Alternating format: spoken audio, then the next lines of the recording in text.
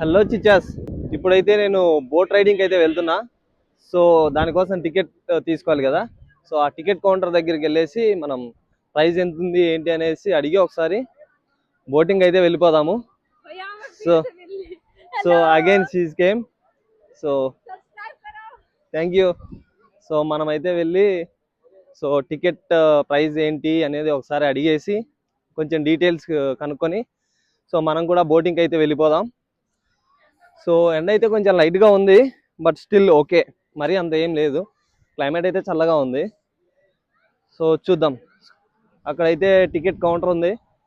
So boating అయితే వెళ్ళిపోదాం. So ఈ బోటింగ్ అయిన తర్వాత మనం నెక్స్ట్ వచ్చేసి పారాగ్లైడింగ్కి వెళ్ళాలి. ఆ పారాగ్లైడింగ్ కూడా కవర్ చేసి next activities scuba diving. So అది కూడా ఒకసారి డీటెయిల్స్ కనుక్కొని మనం వెళ్ళిపోదాం. సో ఇది ఇక్కడ టికెట్ కౌంటర్. చూద్దాం ప్రైస్ ఏంటి, 1 పర్సన్కి ఎంత, 2 పర్సన్స్కి ఎంత ఏంటి అనేది అడుగుదాం. చేలో బోట్ రైడ్కి అయితే రెడీ అయిపోయాము, లైఫ్ జాకెట్ వేసుకున్నాము. చూద్దాం ఎక్స్పీరియన్స్ ఎలా ఉంటుందో. నెక్స్ట్ 5 minutesలో మనం రైడ్కి వెళ్ళబోతున్నాము. సో చూద్దాం. సో బోట్ ఏది ఇస్తాడో ఏంటో మరి చూడాలి.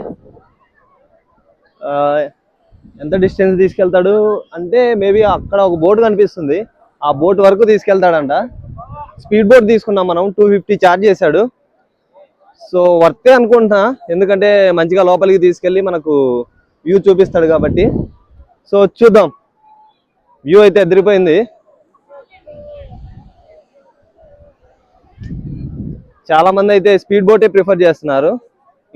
ఇంకో టైప్ ఆఫ్ బోట్ ఉంది, అది ఓన్లీ 1 people వెళ్ళొచ్చు. అదైతే నేను ప్రిఫర్ చేయట్లేదు. So life jacket must and should.